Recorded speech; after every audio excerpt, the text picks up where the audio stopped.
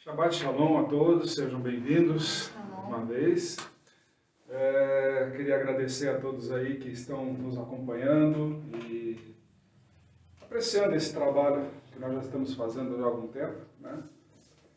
E segundo falaram aí, então, comentaram, mandaram mensagens para nós, agradeço aí, elogiando esse trabalho e muitas coisas sendo reveladas, né, novas aí.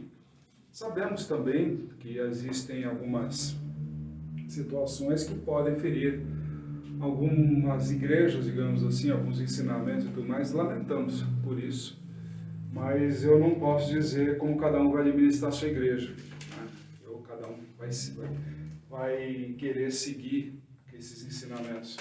A única coisa que eu posso dizer é que nós aqui seguimos fielmente a palavra do Senhor, a palavra que nos foi dada, nos é revelada, tanto que nós temos tanto material e tanto conhecimento de tudo aquilo que nos é permitido passar para vocês, né?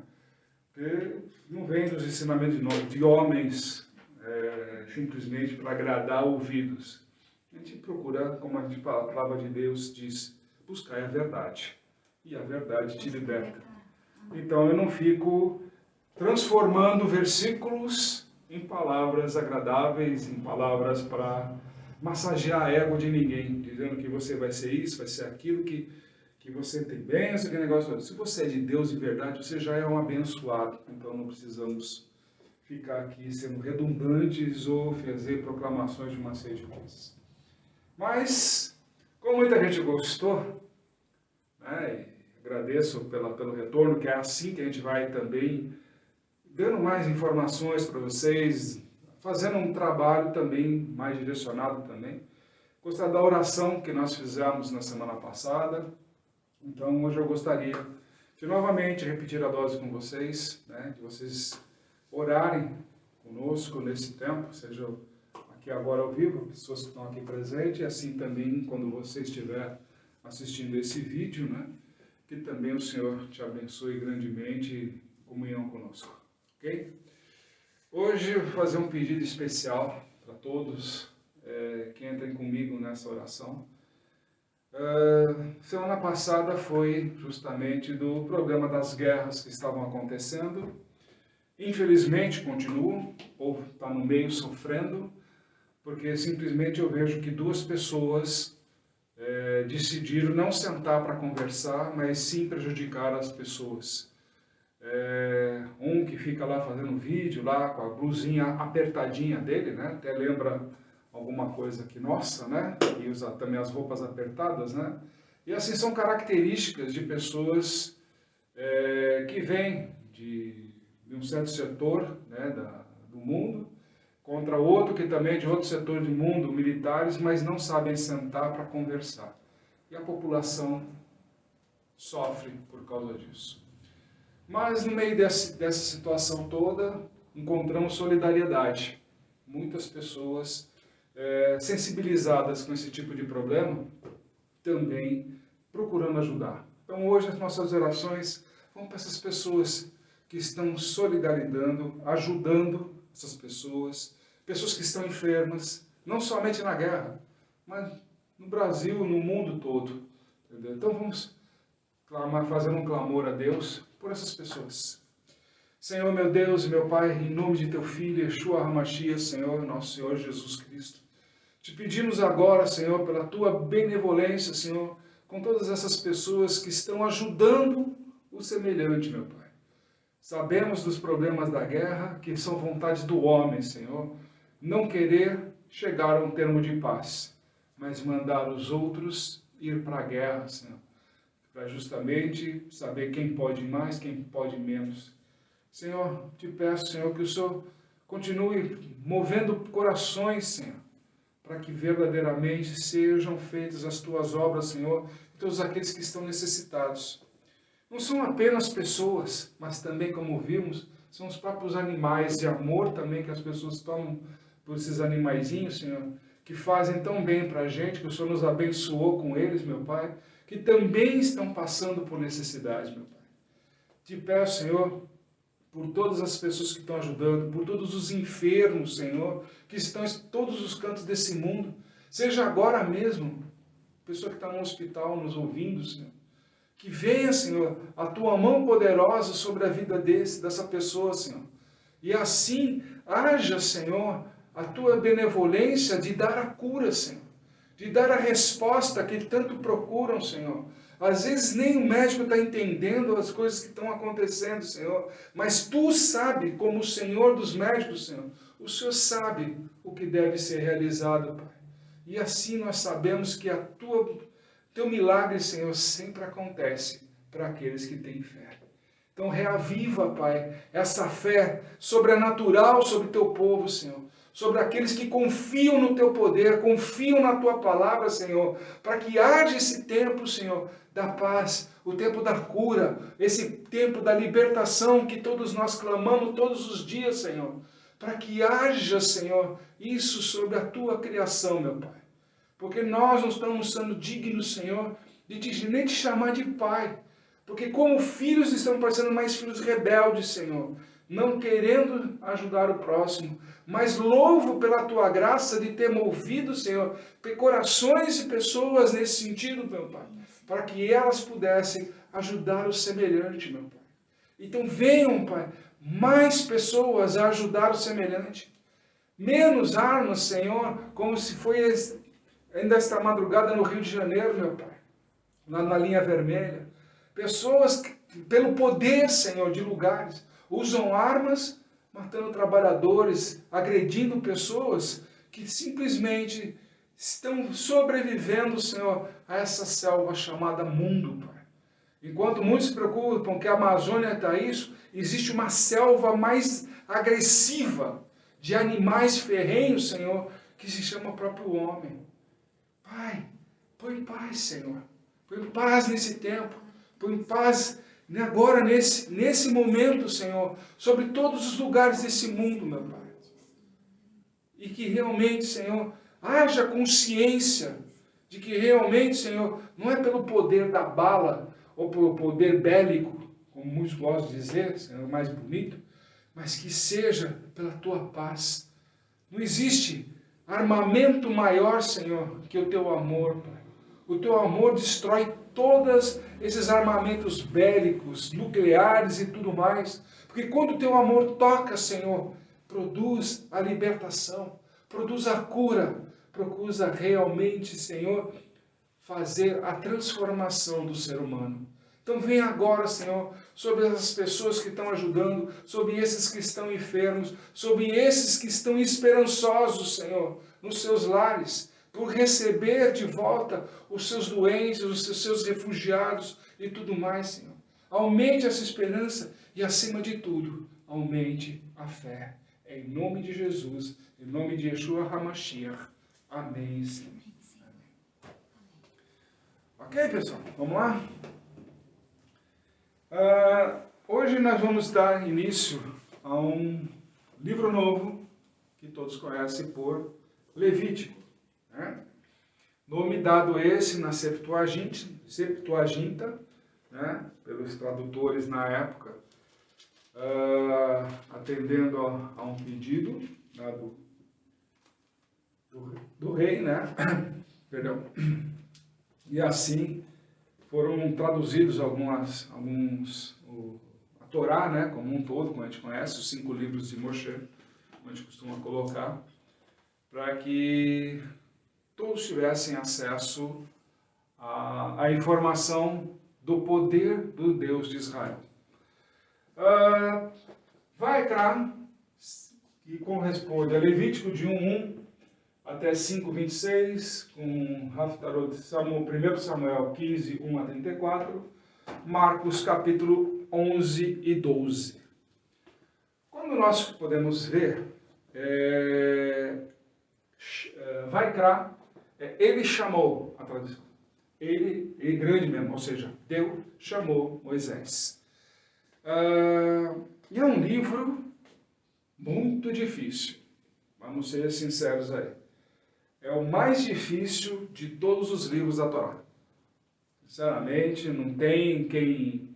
Talvez até por causa disso, muitos até digam, a lei foi abolida, foi isso, foi aquilo, enfim, os discursos que a gente já conhece por aí. E não vamos entrar nesse mérito daí de se está certo ou errado, porque a gente vai mostrar para vocês o conceito. Depois vocês façam as suas ponderações com quem de direito aí. Como a gente sabe, Vaikra começa a se chamar, é o livro Vaikra como um todo, ok? Então ele chamou. Ele chamou Moisés, quando ele chama Moisés, ele está chamando para uma conversa de intimidade. Então o livro inteiro, Deus vai procurar o quê? Gerar intimidade. E aí a gente começa a entender certas traduções, certas colocações que são feitas por aí, e o porquê que chegamos a um ponto de tanta confusão no mundo de hoje. Muitas vezes uma simples tradução mal interpretada, mal feita, pode gerar uma confusão muito grande, quando principalmente se trata da palavra de Deus. Quando as pessoas não têm cuidado, realmente gera confusão, e nós vamos ver aqui. Tá? Então, só ainda tendo um pouquinho com relação ao nome, Vaikra, como nós explicamos, é ele, Deus, chamando para ter uma intimidade. Não é só com Moshe, com nós. Se a palavra de Deus é para todos nós, então Deus quer ter uma intimidade com a gente, ok? E uma das coisas que a gente começa a analisar, avaliar de uma forma interessante, né? É que tipo assim, por que colocaram o nome de Levítico nesse livro, né? na Septuaginta? E a gente começa a falar assim, mas por quê? Porque é um livro sacerdotal. Como nós sabemos, sacerdote é da tribo de Levi. O desígnio da tribo de Levi, pertencer ao levita, ser um levita, é da ordem sacerdotal, da classe sacerdotal. Então, ou seja, é um livro feito para sacerdotes, seja de qual nível ele for. Por quê? Nós vamos falar de sacrifícios aqui, de revelações. É um livro que é um dos mais complexos porque ele é cheio de leis. Ele é repleto de leis. Nós vamos ver aqui, durante todo o estudo dele, né, o desenvolvimento desses capítulos durante todos os Shabbats, né, todos os Shabbatot, a gente vai ter todas as revelações do que eles contêm, do que eles dizem aqui. Só que tem uma situação aqui bem interessante. O livro de Levítico, ele causa curiosidade porque ele começa falando de oferta, né? Quando quiser fazer oferta de gado, aquela coisa. Só que aí eu não vou entrar aqui no mérito se ele degolava, se ele esfolava, se ele pegava o rim, pegava o fígado. Isso não importa para nós, nesse sentido, porque hoje em dia não usamos mais isso.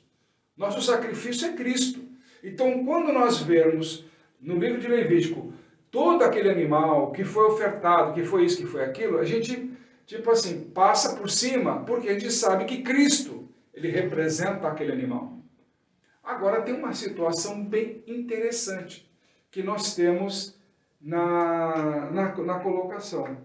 Nós temos 5 posições que vão ser desenvolvidas no livro de Levíticos. Primeira posição, a oferta, né? A oferta voluntária.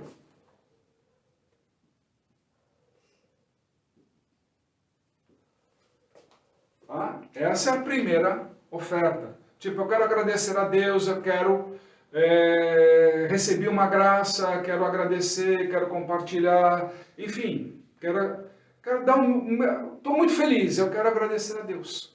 Pela casa que eu tenho, pela vida que eu tenho. Hoje eu recebi a inspiração que eu quero ofertar para Deus. Assim, a gente nunca sabe esse momento. É o Espírito Santo que te toca. Então, pronto, eu acho que a gente não precisa entrar em muitos detalhes. O segundo detalhe que a gente começa a brincar aqui, e a partir daqui começamos o quê?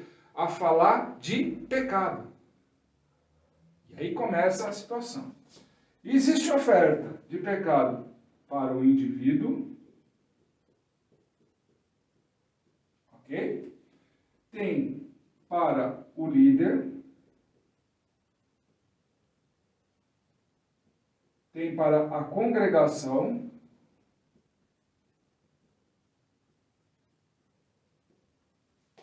e para o sacerdote. Ah, mas sacerdote peca? É o maior pecador que nós temos. É sacerdócio. Qualquer deslize, ele já pecou. Já errou. Qualquer deslize aqui, no indivíduo, no líder, na própria congregação, é até aceitável. É até aceitável. Por quê? Porque se o indivíduo errou, é porque o sacerdote errou na explicação. Se o líder errou, é porque o sacerdote falhou no ensinamento. Se a congregação errou, aí pior ainda para o sacerdote, que ele não sabe o que está fazendo. Porque o sacerdote ele tem que zelar por todos. Não é ele que vai receber todas as ofertas, receber tudo. Quando hoje nós falamos de Cristo, ele é o nosso sumo sacerdote. Então ele recebe todas as nossas ofertas. E nós não podemos dar para ele coisas com defeito. Dinheiro que vem de roubo, dinheiro que vem de sangue, dinheiro de uma série de coisas, por exemplo, valores, ofertas e outras coisas que são feitas mais nos altares por aí, nessas campanhas e propósitos que fazem por aí, nós não podemos entrar em coisas com defeito, campanhas com defeito. Então nós temos que olhar qual é o propósito? É do indivíduo? É o líder? É a congregação como um todo? Ou é o sacerdote? São os níveis que nós temos aqui de fazer a expiação. Está aqui no livro, escrito. Todas as etapas e colocações. A partir da próxima paraxá, ela já vai dar uns detalhes muito maiores ainda, principalmente na nível sacerdotal. O quanto o sacerdote tem que fazer expiação o tempo inteiro. Principalmente do que ele ensina para o indivíduo, do que ele ensina para o líder, do que ele considera na sua congregação. O sacerdote é responsável, portanto, é o maior pecador. Então não adianta chegar e falar, não, eu sou pastor há tantos anos, eu sou apóstolo há tantos anos, aquele negócio todo, conduzi minha igreja com um braço forte, aquele negócio todo. Tá, você não conduziu uma igreja, você doutrinou uma igreja, digamos assim. Sabe? Se você está ensinando da forma correta, o rebanho ganha por si só. Cresce por si só e anda por si só a partir do momento que você trabalha de como fazer o bom ensinamento, comportamento e tudo mais. Vocês querem um exemplo? Olha o próprio mundo, como nós vivemos. A intolerância para cá, tolerância demais para lá, mas não tem um consenso, um equilíbrio. Mas na hora que alguém chega na igreja com um boné, por exemplo, que eu já percebi, tem gente que além de não ter a educação de tirar o boné, mas também tem aqueles lá dentro que ficam brigando, que ele está de boné lá, não tem respeito na casa de Deus. Já começa a sair disparando, ao invés de o quê? Ensinar. Então, antes de apontar a arma, olhe o outro lado, que eu falei semana passada. Sempre há os dois lados. Não julgue para não ser julgado. Tá? Então, começa por aí a situação. Então, por isso que ele reforça muito mais isso aqui. Ele chamou o quê? Para uma intimidade. Então, quando você vai fazer essa oferta, você quer fazer o quê? Intimidade com Deus. Quando você vai fazer a oferta de pecado, se arrepender daquilo que você fez, mas o sangue de Jesus tem poder, então eu não tenho nada. Para com essa conversa.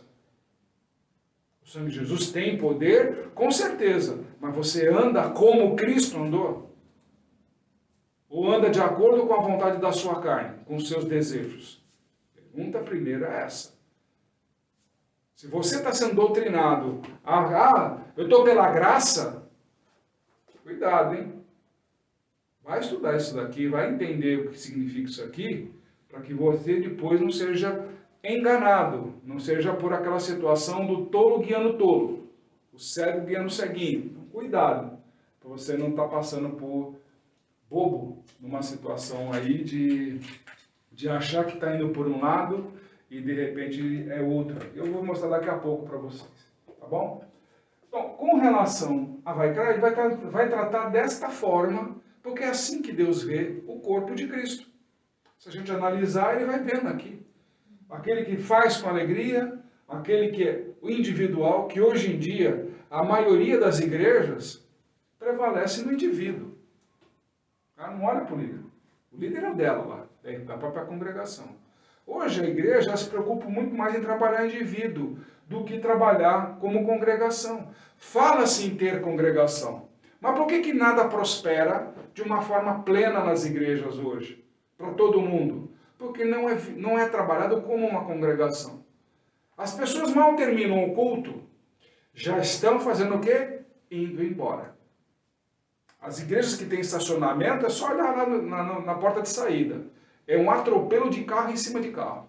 Pessoas em cima de pessoas. É um corre-corre para pegar ônibus, para pegar seu carro, para pegar sua moto, pegar sua bicicleta. Mas não tem conversa. Não tem conversa. As próprias pessoas da congregação não se conhecem. Pode ser uma congregação pequena. Convido vocês aí. Vai pegar uma congregação de 50, 40 membros. Vai lá ver se realmente os 40 estão unidos. Ah, mas também você está pedindo muito nesse sentido. 40 pessoas não conseguem se conversar? 30 pessoas, vai. Não conversa. Por isso que hoje a igreja, hoje é muito fácil subir no altar e pregar para indivíduo que você está abençoado, que você nasceu para ser vencedor, que você nasceu para isso. A partir do momento que você está em Cristo, você já é vencedor, cara. Mas você vive a verdadeira história de Cristo? A pergunta é essa. Então eu não preciso olhar para o indivíduo. Eu quero que você seja líder. Eu quero que você tenha uma liderança. Seja na sua vida, seja na sua casa, seja em qualquer coisa. Você tem que ser capacitado por Deus. Você tem que passar por essas tribulações. Líder não te coloca numa posição de status. Pelo contrário. Líder é aquele que é colocado embaixo para suportar. Porque quando há o desvio, é aquele que bota para cima, é aquele que organiza. Não é aquele que, o líder, não, ele vai chefiando lá na frente. Não, o líder está atrás. O pastor nunca fica na frente do seu rebanho. Fica atrás do rebanho, conduzindo. Ele usa os cachorros, usa isso, usa aquilo, porque ele lá vai atrás, para ver se nenhuma ovelha fica lá para trás. Porque se ele for lá na frente, elas se dispersam. E ele não vê nada. Então, se você tem um pastor hoje, que ele é o líder da sua igreja, e gosta de ir lá na frente, aquela coisa toda, ele está levando para o ensinamento errado. Ele está tratando como você fosse um indivíduo. E não como uma congregação. Um membro de uma congregação, podendo ser líder, até quem sabe um dia um sacerdote. Então precisa tomar cuidado nesses tipos de trabalhos que são feitos hoje recentemente aí na igreja, que a gente vai estudando um pouquinho mais e vai tendo um pouquinho mais de entendimento do que vão fazendo e acontecendo por aí. Ok? Até aqui está tudo tranquilo, na boa, ensinamento, beleza. Então a gente vai entrar hoje, eu vou até pedir para vocês encarecidamente. Eu sei que você aí tem uma Bíblia na sua casa, tem aí então está acompanhando a gente com a Bíblia, né? Eu gostaria de te convidar aí no livro de Gênesis, primeiro capítulo, na criação, exatamente, na criação. Para poder entender os 5 livros. Por que a gente estuda os 5 livros? Só para dar esse parênteses. Já que vai criar o Levítico, né? Ele é tão importante para a nossa vida, eu preciso transmitir para vocês algo que realmente seja novo. E vocês tenham um fundamento eficiente e eficaz. Não sejam mais enganados e saibam o que significa cada situação. Ok? Posso apagar esse pedaço aqui que eu vou precisar? Ok? Quando a gente faz o começo, Bereshit, né, o princípio de tudo, Deus nos dá uma direção. Haja luz. E quando fala disso, nós sabemos que o sinônimo de luz se chama Torá. O mundo foi criado de acordo com a Torá, de acordo com os ensinamentos de Deus. Torá, para quem não sabe, em hebraico significa os ensinamentos de Deus. Então não tem nada a ver, a Torá de Moisés, não. Torá, em hebraico, significa ensinamentos de Deus. A gente sabe muito bem disso, porque a referência dela justamente a nos dá isso. Moisés simplesmente escreveu. Como eu podia escrever, você que está me assistindo, vocês aqui também poderiam estar escrevendo, como por aí estão fazendo por aí, né? Uma Bíblia manuscrita, aquela coisa toda, tá boa. Mas foi Moisés o presenteado de nos dar essa capacidade e também nos ensinar a entender o que é Torá, o que é esse fundamento. Então, a partir do livro de Provérbios, né, está escrito lá, os mandamentos são lâmpada, mas a Torá é luz. Ok? Então, a gente tem aí um grande ensinamento para vocês.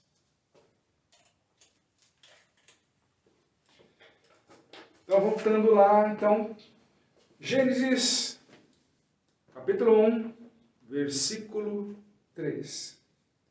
Então, disse Deus, haja luz. Opa! Primeira revelação que nós temos aqui.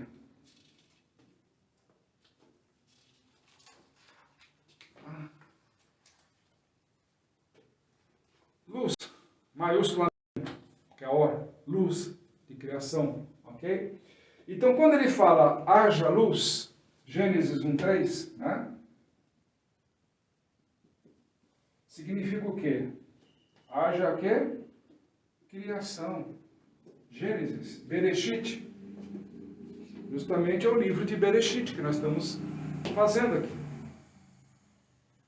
No mesmo versículo, ele diz, houve luz. Não é isso que está escrito? Sim. Houve luz. Também Gênesis 1:3. O que ele significa? O êxodo.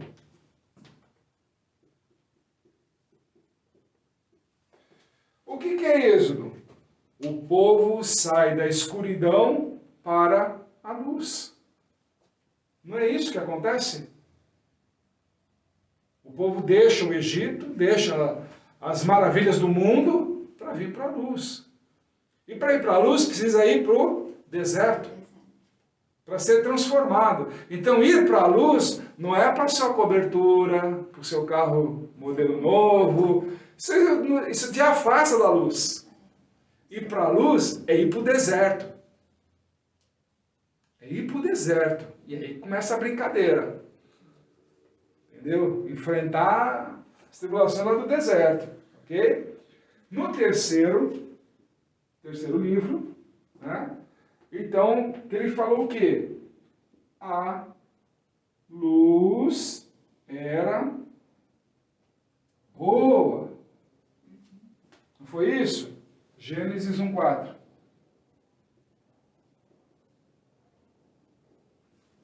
Ok?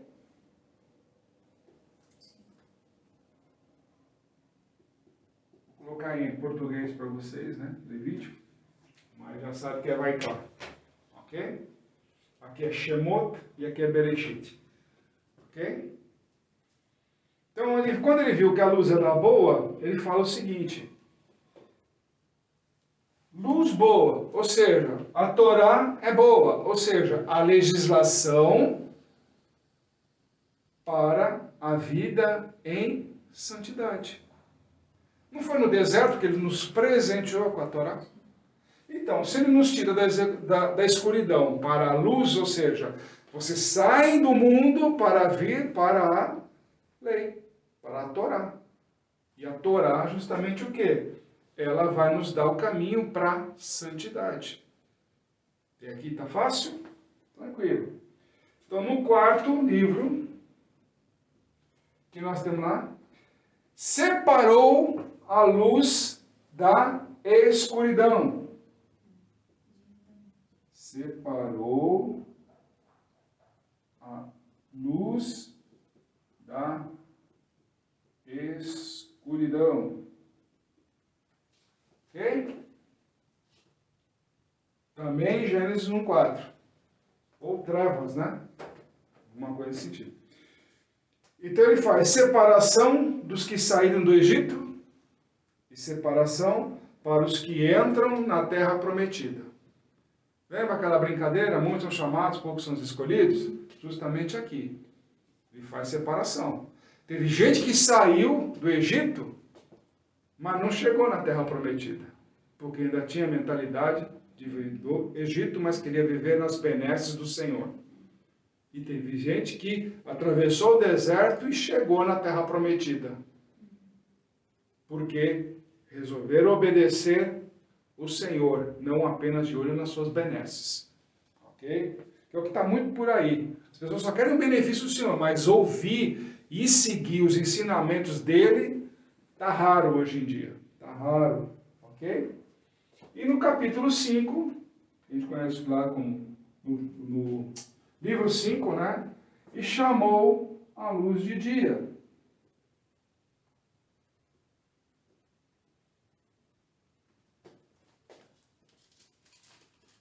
Está no Gênesis também 1:5, né? Que é Devarim. Né? Aqui seria Levítico, Números, né?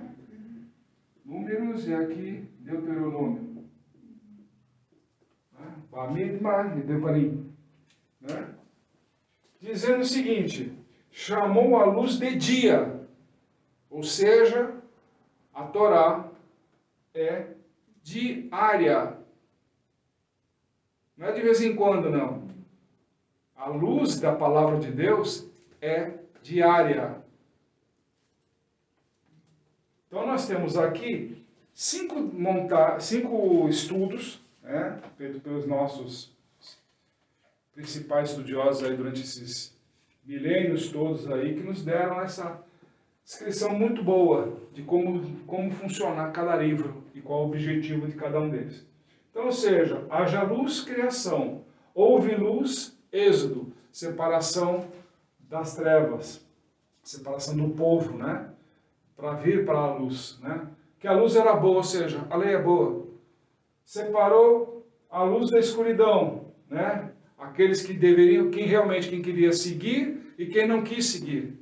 Ok? Aqueles que só seguiam pelos interesses de serem, né? Tudo de bons benefícios e não pela vontade de servir a Deus, né? E chamou a luz de dia porque a palavra de Deus é diária. Ok, pessoal? Espero ter ajudado nesse sentido a vocês aí, né? Para entenderem o porquê que a nossa preocupação com o livro de Vaikra é tão grande. Porque é muita lei, confesso, é muita legislação. Precisa realmente estudar. Não é para qualquer um, não. E tem que atropelar algumas etapas, principalmente de sacrifício que faz lá, porque tudo isso daí a gente já sabe o que entrou já no lugar desse sacrifício. Mas eu não posso deixar de olhar o que é o pecado, porque se eu fizer isso, eu vou perder a essência do porquê Cristo morreu. Ele fala assim, nossas transgressões, nossos pecados, ele levou sobre si, nos dando a libertação e a cura de tudo isso daí. Mas o que realmente é pecado? O que é considerado pecado? Andar fora da doutrina de Deus. Não é de acordo com a análise do homem. Por isso que existe um livro inteiro ensinando para a gente a identificar o que verdadeiramente é pecado. Então não podemos simplesmente pegar e falar que tudo é pecado, que aquilo é pecado, por causa de um conceito de homem. Eu estou dando um exemplo agora. Alguns acham pecado o cara entrar de boné na igreja. Outros já não.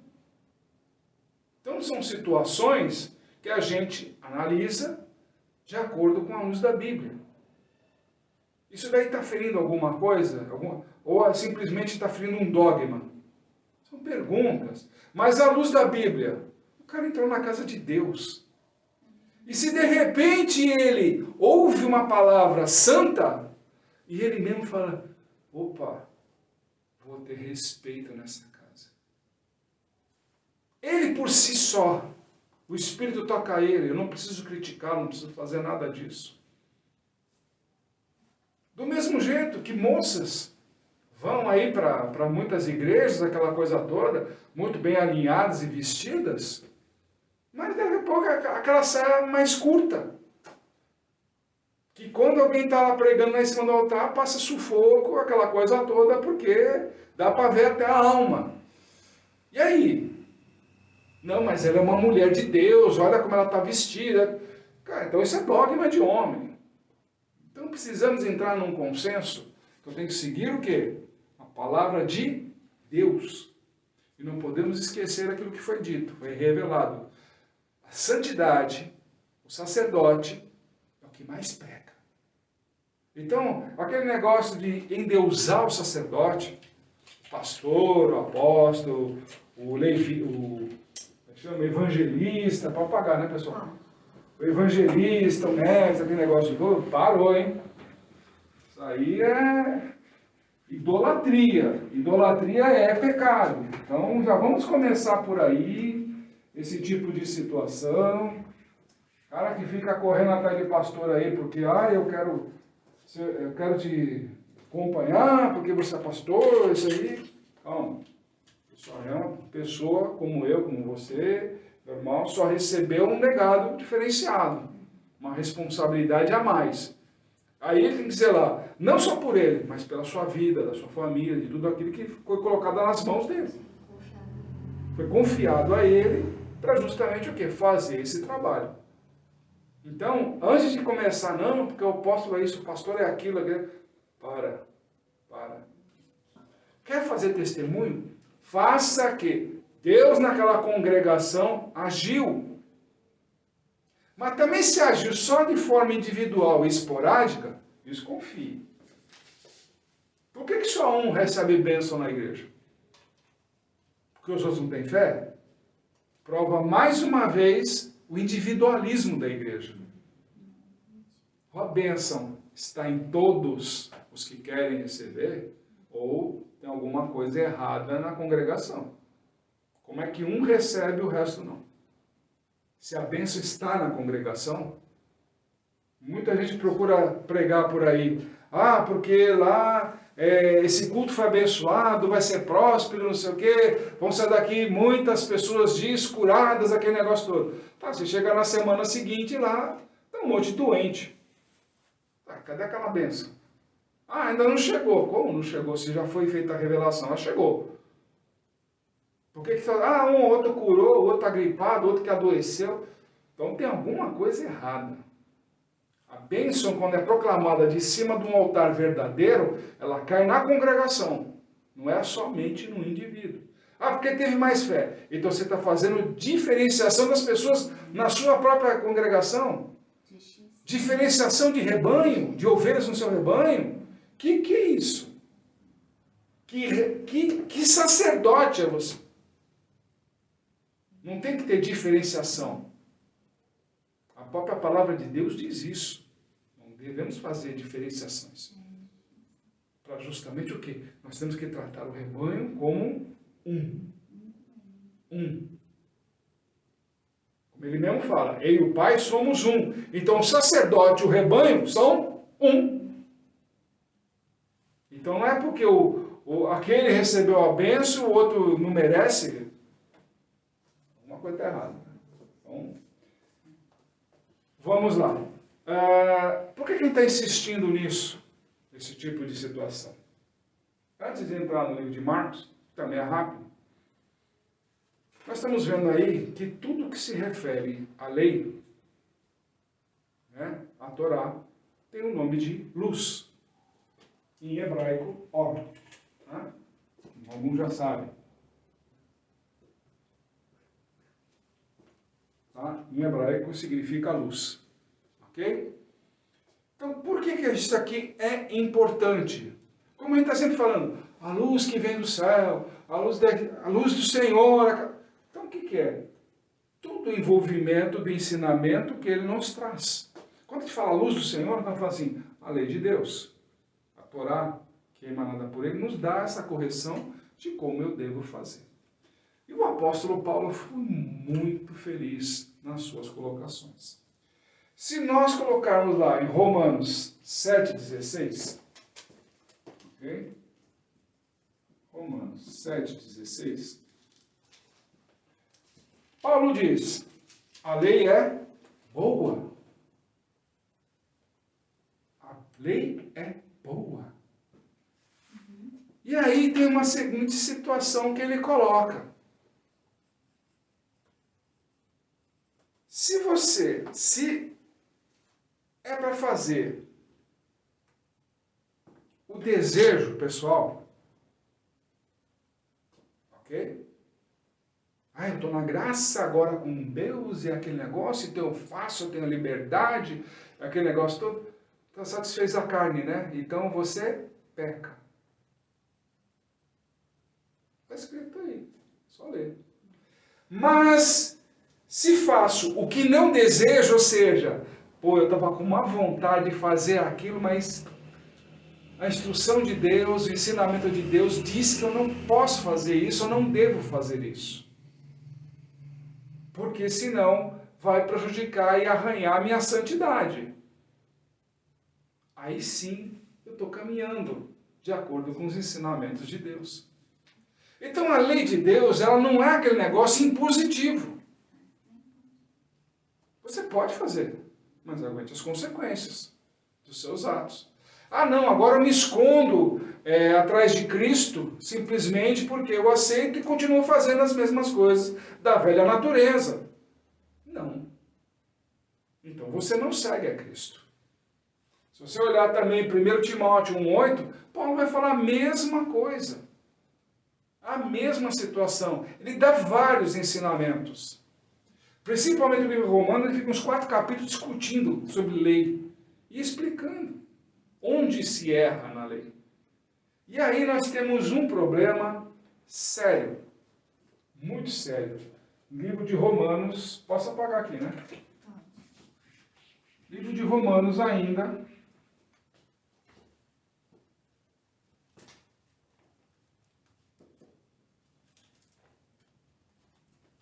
De 30 até 10, 13. Eu não vou ficar aqui, vou dar um resuminho só para vocês. Aí que eu falo que muita tradução pode gerar e gera problemas sérios.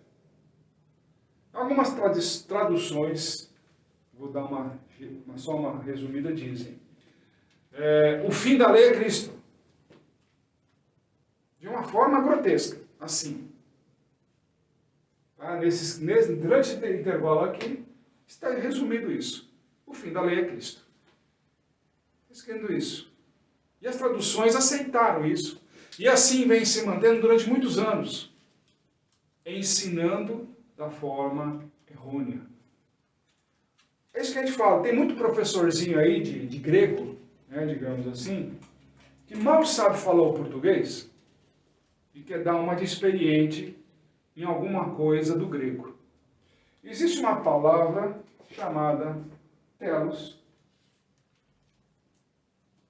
grego, que tem por objetivo.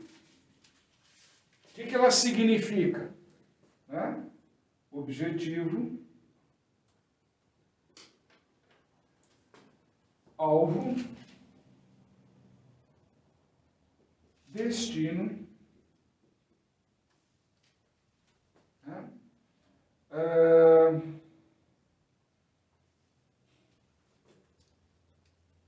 Se mover,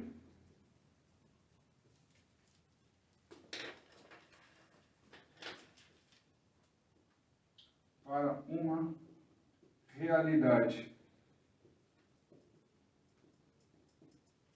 Então, quando a gente olha para a tradução feita, a forma porca, eu costumo dizer, e para mim é porca mesmo.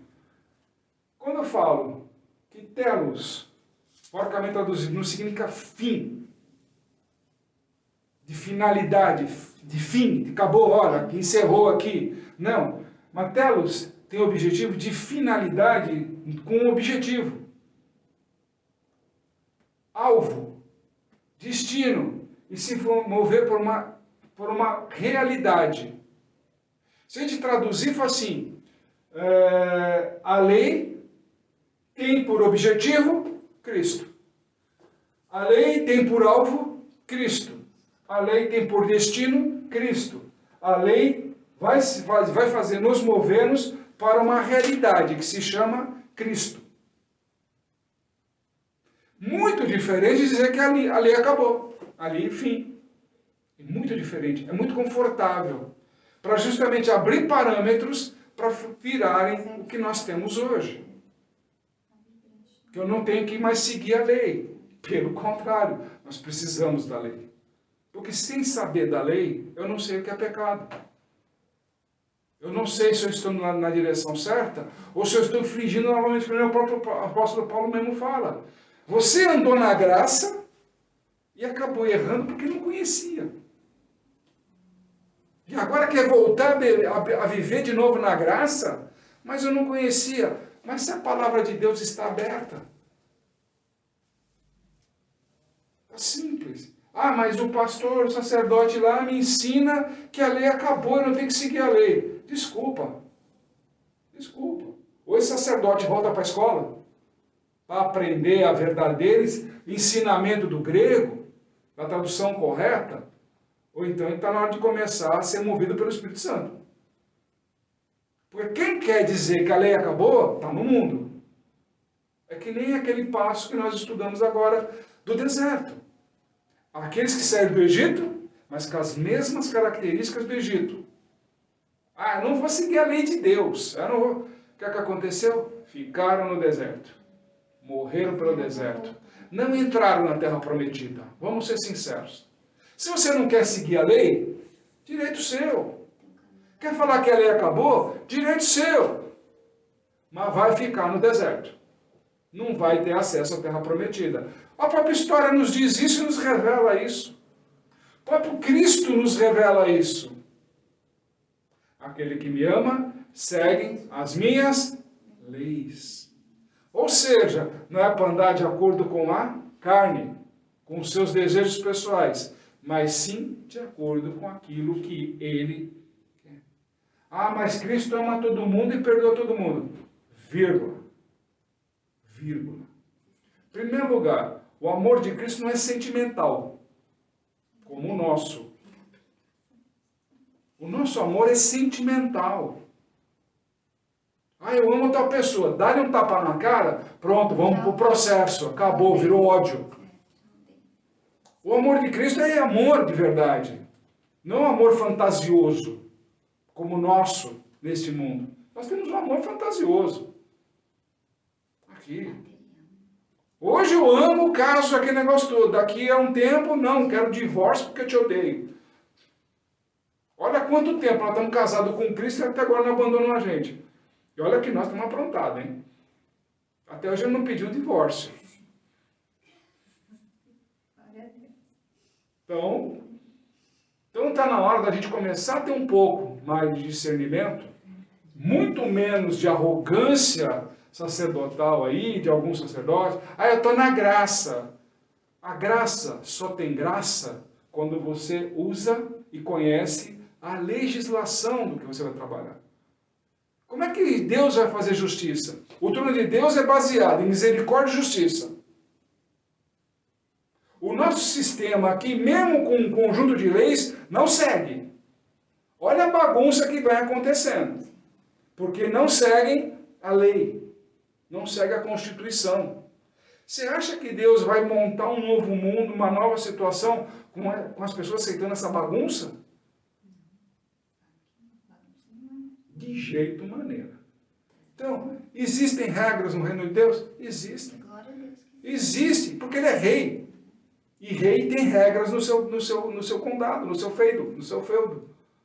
Tem lá todas as situações, legislações de como deve ser. Hierarquias e tudo mais, vai ter toda essa organização. Não adianta chegar, não, que eu fui sacerdote aqui. De repente você pode ser um limpador de rua, e aí? Não sei. Tudo depende de como você trabalhou aqui para colher lá. Tudo que nós fazemos aqui, desde o momento que nós recebemos a palavra de Deus em nossas vidas, somos responsáveis por ela. Não é mais o sacerdote só. A partir do momento que o sacerdote passou o ensinamento, passou tudo aquilo que realmente é necessário, agora a responsabilidade é de quem está aprendendo. A praticar. E não ficar inventando desculpa. Não, porque isso, porque aquilo. Para de ser sentimentalista. Para de ser esse tipo de situação que arruma desculpa até o sentimento. Ah, eu vou chorar, eu vou bater, eu vou resolver no braço. Para. A própria palavra de Deus o tempo inteiro, e Paulo, Pedro, todo mundo fala assim, sejam ponderados. O tempo inteiro. Para quê? Você tenha consciência da palavra de Deus. Então, esse é o grande ensinamento que a gente tem. Nesse tipo de trabalho com relação se a lei é boa, então nós devemos o quê? Observar a lei. Não é pegar a lei e falar, ah, isso aqui eu não faço, isso aqui é aqui. Calma, tem fundamento e tem ensinamento. Procure quem conhece a lei para te ensinar. Aí você vai mudar de conversa, você vai mudar toda a tua história. Não do jeito radical. Não do jeito radical. Mas sim da forma correta. Ok, pessoal?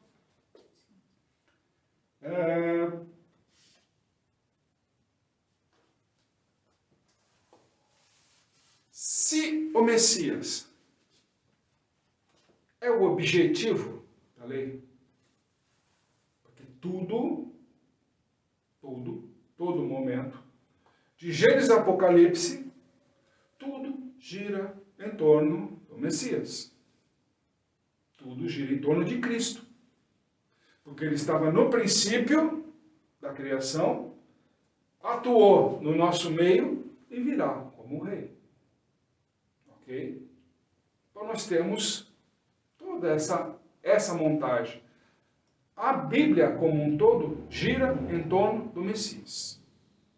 Se tudo que nós temos aqui girando é de acordo com atingir a identidade messiânica em todos nós, desenvolver a identidade messiânica em todos nós, já começamos a fazer o quê? A fazer algumas separações de engano. Com alguns, mas que eu estava judaizando as pessoas, eu falei, pelo contrário, não judaizo ninguém e nem oriento para ir para o judaísmo, porque cada um tem que fazer a sua escolha.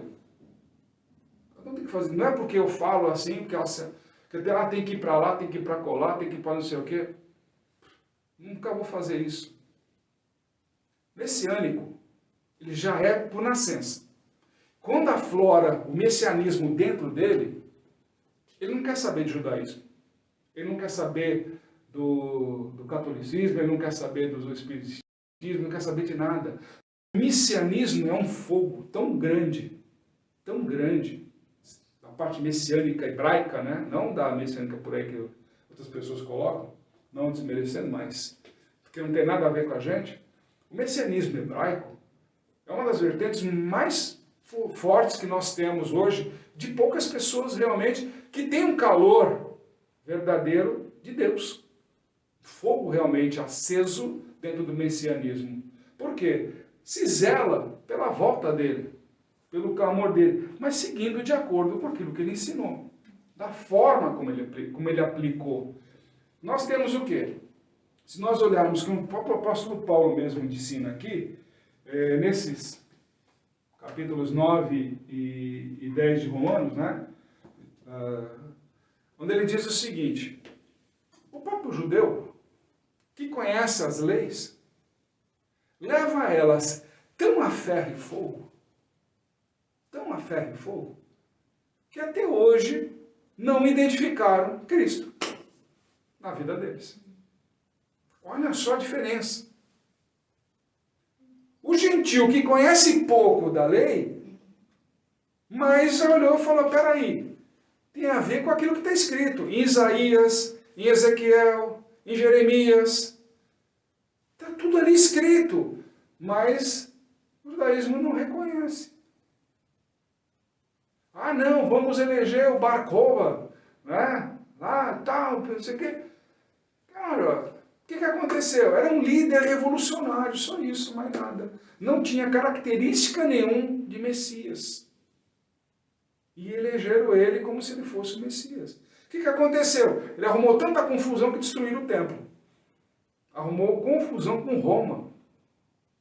Ele destruiu o templo. Porque eles estavam lutando por um Salvador, que queriam ter um Salvador. E o Salvador já esteve no meio dele e eles não quiseram. Então, uma das coisas que a gente tem de ensinamento é aqueles que, tipo, pegam a lei como catedrática, sem saber o seu fundamento, o que eles fazem? Escravizam o povo. Ah, tem que ser assim. Olha só o povo naquela época com Cristo. Que ensinamento é esse? É o que está escrito na Torá. Cristo não mudou uma vírgula. E Cristo conhecia a Torá inteira. Porque ele era a Torá. Ele é a Torá até hoje. Cristo é a lei. Não adianta falar, se você anula a lei, você anula Cristo da sua vida. Simples. Porque ele é a luz. Eu sou a luz do mundo. Como ele mesmo fala. Então, ele é a lei deste mundo. Os bons entendedores por aí, né? No livro de João está bem claro isso daí. Eu estava no princípio. Eu sou a luz do mundo. Então, essas pessoas que ficam falando aí da lei, não sei o quê, que vai judaizar, né? Pessoal, antes de sair falando, como o próprio Cristo ensina, a boca fala o que está no coração. Cuidado com o alimento que você anda tendo por aí, para você não sair falando bobagem e de repente você começar a olhar para a lei com carinho, você vai entender. Está lá. Como o próprio Cristo fala aqui no capítulo 12. Amar uns aos outros. Né? Mandamento, não é isso? Que ele coloca? Ah, foi Cristo que colocou. Quando você for, vai chegar aqui, em Levítico 19, versículo 18, dá uma olhada no que está escrito. Levítico. Não foi Cristo que inventou. Ele já disse aqui, ó. Ele já disse aqui. Então, portanto, a lei é Cristo. O objetivo da lei é Cristo. Ele suportou as iniquidades sendo a lei, praticando a lei, ensinando a lei para todos nós. Então nós temos que parar um pouco desse negócio de fazer aversão à legislação de Deus e começar a abraçar ela de uma forma com muito mais carinho, com muito mais entendimento e profundidade. E não cair nesses contos aí de uma tradução porca gerar tanto problema durante tantos anos numa igreja tão surda como nós temos hoje. Porque é fácil falar, eu estou na graça. É fácil falar. Mas aí você pergunta, mas você está em Cristo? Você vive como Cristo? Aí você vê o cara andando de helicóptero, que ele quer todas as mordomias quando vai fazer uma pregação numa igreja. Às vezes aquela igreja não tem nem condições de bancar, mas o cara já cobrou 20, 50 mil reais para ir fazer uma pregação. Uma banda que vai lá também cobra os mundos, não sabe nem se a congregação está passando por necessidade. Tem muito disso, é fazer estrelismo. Hoje a igreja vive muito disso. E tem um bando de oba-oba, porque é fulano, isso é idolatria. Isso é idolatria. O próprio Paulo nos ensina, o apóstolo Paulo, livro de Timóteo, que ele fala, se eu for pregar na sua igreja, me dá o que eu preciso para voltar. Só isso. Não tem que bancar nada. Não tem que bancar. Agora, se eu ficar na sua casa por mais que 3 dias, eu tenho que fazer o quê? Trabalhar. Olha como é a lei. E não estou falando da Torá. Eu estou falando do que Paulo ensinou para Timóteo. Vai lá. Que muitos sacerdotes gostam de ir lá no livro de Timóteo. Olha, o bom ministro é aquele que é homem de uma mulher só, aquele negócio todo, os filhos são exemplares, mas olha o que está escrito lá, na íntegra. O cara, quando for pregar na sua igreja, é só o dinheirinho da pizza, da gasolina, tipo, ele não voltar de mão vazia, só isso, mais nada. Não pode dizer que é trabalho. Porque isso aqui é dom. E dom vem do Espírito Santo. De graça recebeste, de graça darás. Só isso. Só isso. O ensinamento tem que sair de graça. Então não é trabalho. Não é para cobrar, não é para fazer nada. Afinal de contas, a casa de Deus não é comércio. Como justamente o que é que acontece? Já entrando aqui. Já entrando no livro de Marcos. Logo de cara, já vão pegar jumentinho, o pessoal vai pedir, liberta-nos, Senhor, liberta-nos, nós já sabemos disso daí, tudo mais. Bendito é que vem em nome do Senhor, Baruch Rabá Beshem Adonai, que nós já sabemos o que significa isso daí. E toda aquela recepção para Cristo, aí ele toma o seguinte, por favor, Senhor, nos liberte. Não é isso que nós estamos pedindo? Quais foram as ações de Cristo? Primeiro, agiu contra o comércio. Foi ou não foi? O povo está pedindo libertação. Foi ou não foi? Termina com o comércio. Enquanto houver comércio nas igrejas, não haverá libertação. Isso é fato. Enquanto estiver comercializando Bíblia, não, agora quem pode dar 1.000, quem pode dar 500, quem pode dar... Fazendo leilão. Fazendo leilão na casa do Senhor. A própria palavra diz, cada um dá o que está no coração. Com alegria. Olha aqui, Levítico 1, dar de coração. Com alegria, não sou opressão. Então, acaba com o leilão aí nessa brincadeira, pessoal. Vamos parar aí. Tá? Você que está me assistindo aí, repasse esse vídeo para quem precisa aí. Se o cara quiser aprender, eu vou lá ensinar sem problema nenhum, não cobro nada, tá? Pode ficar sossegado. Tenho o maior prazer em ensinar a lei sem cobrar nada de ninguém, graças a Deus. Porque Deus me abençoa de outra forma. Isso que eu falo que é viver pela fé. Não é que nem muitos por aí que, olha, se não tiver 100 reais, não sirvo mais a Deus, né? Já começa a palhaçada. Agiu contra a corrupção, segundo ato dele. Porque ele mexendo justamente o quê? Naquilo que os sacerdotes mandavam o cara ir comprar lá, né? O coitado está em pecado, aquele negócio, me dá uma vaca, me dá uma cabra, me dá isso, me dá aquilo. Isso aí acabou com a corrupção. Está cheio disso na igreja hoje. Troca de favores. Olha, vai lá na minha igreja, aquele negócio todo, eu preciso levantar minha igreja, eu preciso que você tal, isso aqui. Mas eu quero tanto, eu quero... Isso é cheio, isso é cheio. Vamos ser sinceros. Não vamos tampar os ouvidos, a gente sabe que existe isso. A gente sabe que existe. Não vamos tampar os ouvidos, não. Vamos parar de, vou adorar a Deus. Tá bom, você pode adorar a Deus, mas não vamos esconder os olhos da corrupção. Está aqui, está mostrando para nós. A casa que vê essa adoração está sendo corrompida. E o que está acontecendo no dia de hoje? Não adianta falar, eu estou em santidade. Mentira, você está em corrupção. Eu já conheço muito cara aí por aí famoso que tinha dinheiro na cueca, tinha dinheiro nas meias, tinha dinheiro em muitos lugares aí, ainda me chamou para um monte de coisa aí. Eu falei, não, filho, segue sua vida, não é comigo não. Né? Agiu contra os ladrões. Né? O que é ladrão? Nesse caso aqui, estão roubando Deus. Mas como assim, apóstolo, estão roubando Deus? Naquele movimento da destruir o comércio. Ora, se eles estão vendendo, né, comercializando a fé é um produto de quem? De Deus. Então estão roubando Deus. Roubando a fé das pessoas. Porque a fé da pessoa passou a estar no animalzinho, que ia ser sacrificado para justamente cobrir o seu pecado. Mas não surgia efeito nenhum, porque as pessoas continuavam pecando. Por isso que falam, o próprio Paulo fala no livro de Romanos, a lei era tão boa, tão boa, tão boa, que o judeu errou. Errou. Seguiu tanta ferro e fogo, com tanta rigidez aquilo, porque nós somos os detentores da lei. Ótimo. Então, se você é detentor da lei, você teria uma obrigação muito maior em ensinar, como Moisés fez. Com muita paciência, ele ensinou a todos. Ensinou, tanto que o legado dele vai até hoje. Ensinou. Olha só que ele enfrentou os próprios parentes contra ele, uma multidão contra ele, e ele não perdia o foco.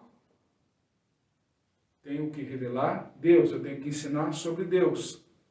Ah, então vai ser o sacerdócio, aquela coisa toda. Não. Quem seguiu o caminho dele? O cara que ninguém deu nada.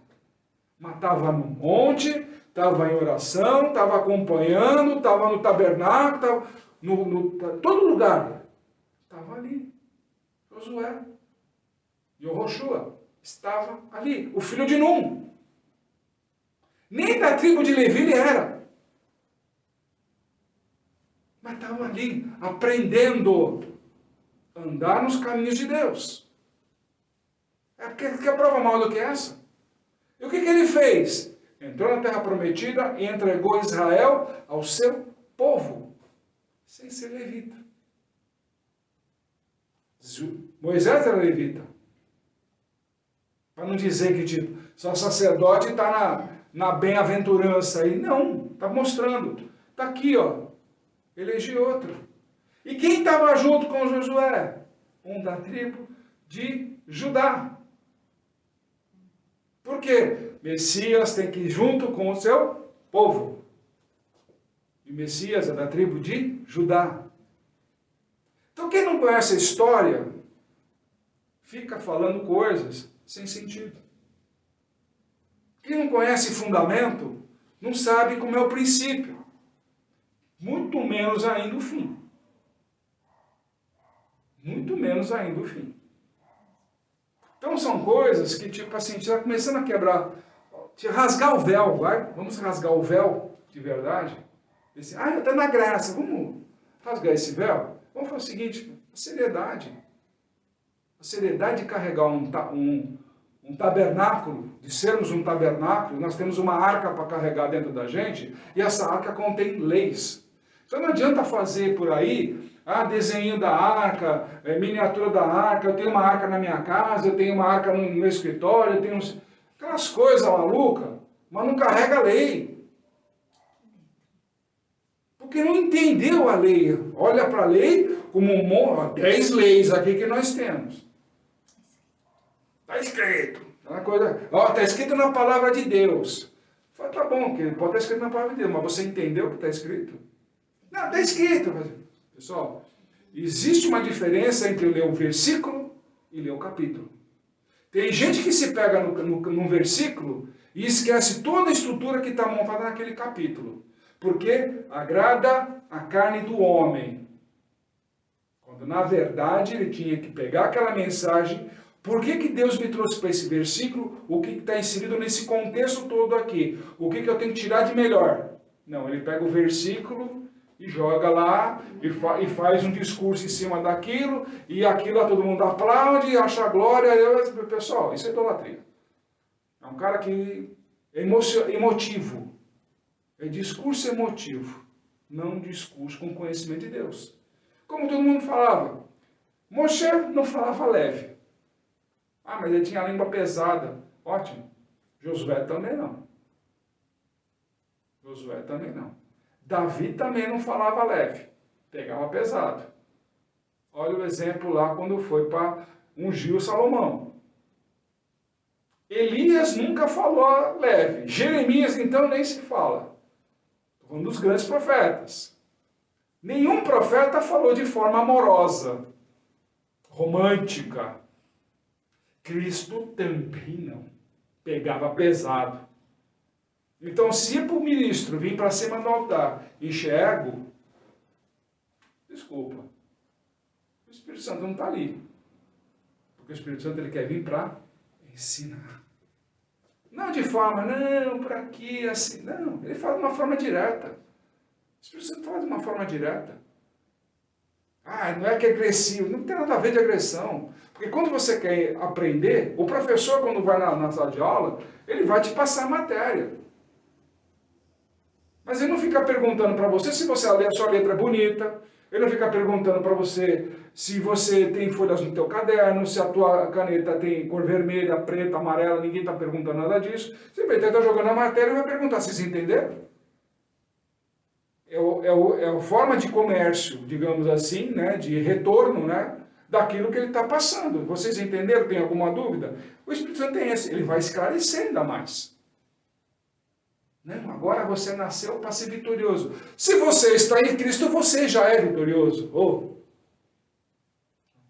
Não preciso ficar muito nessa brincadeira. Ok? Vamos voltar lá. Então, quando ele começa a revelar esses ensinamentos, né, que são de homens, né, que ele começa a falar assim, o comércio lá fora. Isso é ensinamento de homem. Isso não vem de Deus. Não vem de Deus, vem de enganadores. E quem trabalha com os enganadores já sabemos que serve a um único Deus, que é Mamon, que só está atrás de dinheiro, que o mundo já sabe. Ou serve a Deus ou serve a Mamon. Tá? Mas muita gente usa o nome de Deus, que é mais econômico e mais rentável. Né? E continua ocultando o Deus a quem serve. Né? A lei praticada não levou ao objetivo, como nós estamos vendo no passado. Hoje, com todos os recursos tecnológicos, acesso a inúmeros livros, aí você pode imprimir no celular, baixar, fazer, guardar na nuvem. Hoje a gente pode fazer do jeito que a gente quiser. Guardar todos os ensinamentos e estudar no momento correto. Agora está dando para estudar. Pô, beleza, vou estudar, legal. Ou de madrugada, ou de noite, no dia, enfim, na hora que você encontra um tempo legal, você vai lá e estuda. Mas com a cabeça focada no que está aprendendo. E não saindo por um fator emocional. Porque veio de um louvor maravilhoso, lindo, aí o cara... Você já percebeu que na igreja, está que nem o comércio. Primeiro encho de louvor, para você ficar pilhado. Sair pulando pela igreja, glória a Deus, aquele negócio todo, sair cantando. Cara, você já entra numa atmosfera de emoção. O cara pensa naquilo lá, já diz a sua palavra, levando pelo mesmo lado. Explorando o quê? Emoção.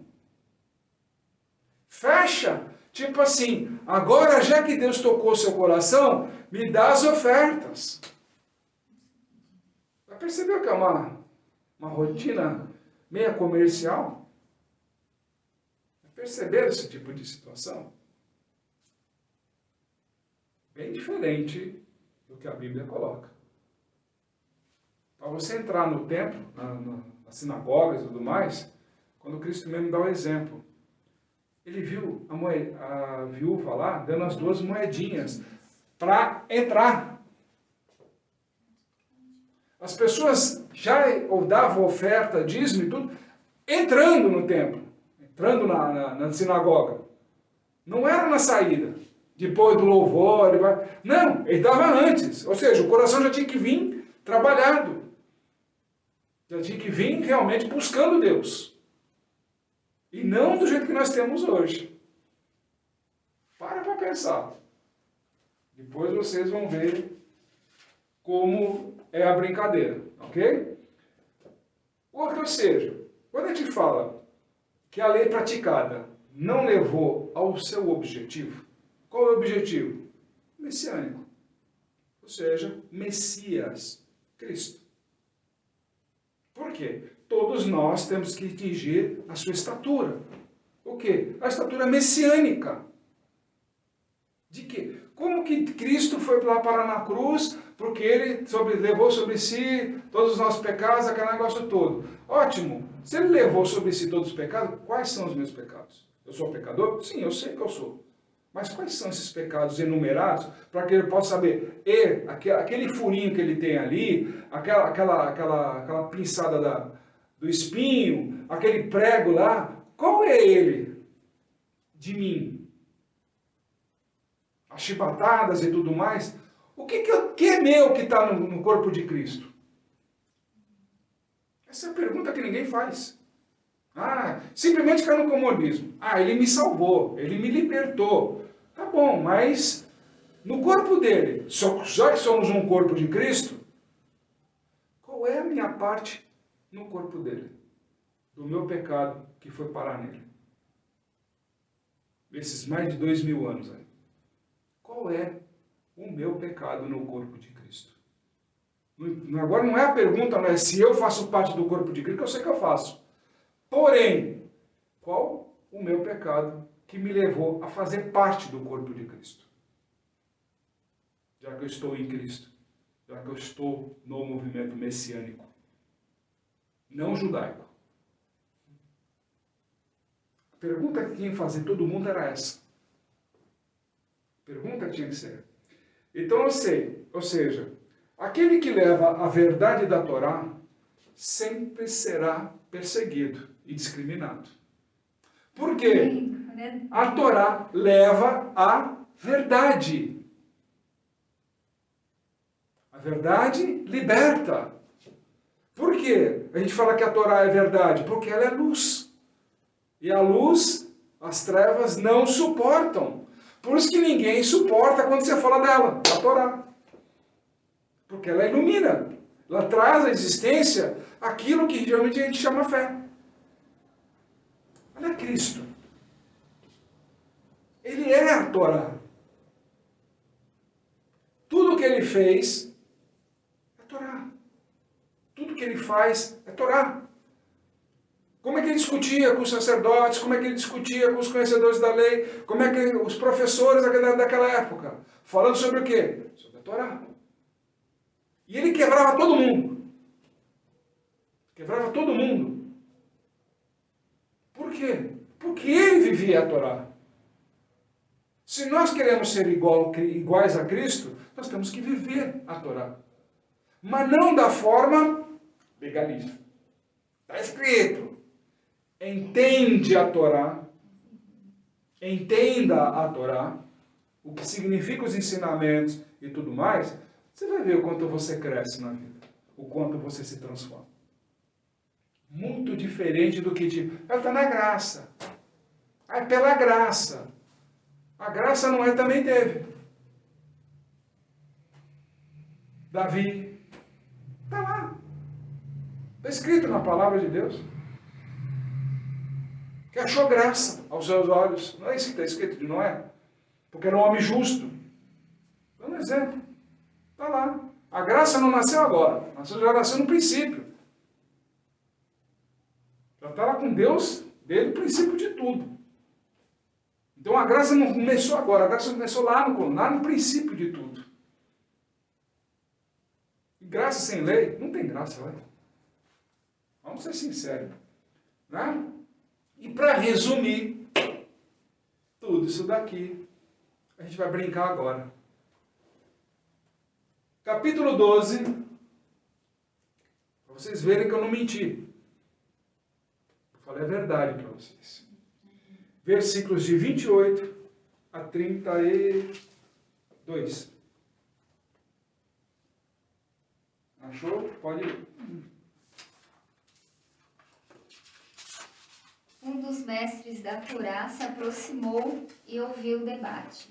Notando que Yeshua lhes dera uma boa resposta, perguntou-lhe: qual é o mandamento mais importante? Yeshua respondeu: a mais importante é amar a Deus sobre todas as coisas. É um pouquinho mais lá para baixo. Uhum. E a segunda maior. Ame o próximo como a si mesmo. Não existe mandamento maior que estas. Continua. O mestre da lei lhes disse: muito bem, respondido, Rabi. Você falou a verdade quando disse que Deus é único, que não existe outro além dele, e que amá-lo de todo o coração, de todo o entendimento e de toda a força, e amar o próximo como a si mesmo, é mais importante que todas as ofertas queimadas e sacrifícios. Amém. Amém. E isso daí se resume à lei. As pessoas procuram tanto, não porque é isso, porque é aquilo, porque tem a cabra para sacrificar o bode, não porque o bode é do demônio, ficam vagando por aí em suas dissertações, querendo achar uma ideologia. Para com isso. Aí está o resumo de todo o legalismo da lei. Amor. Amor a Deus, amor a toda a criatura que Ele fez. Porque tudo que nós tivemos foi feito tudo por amor. Esse é o resumo da lei. A lei vai nos produzir santidade porque nós aprenderemos a andar em santidade. A partir do momento que eu não estou cumprindo ela por uma obrigação, mas sim por amor a Deus. E através disso eu tenho transformações. Nós somos provas disso. Nós somos provas disso. E aí que começa realmente o verdadeiro caminho de andar conforme Cristo nos ensinou. Shabbat Shalom a todos vocês.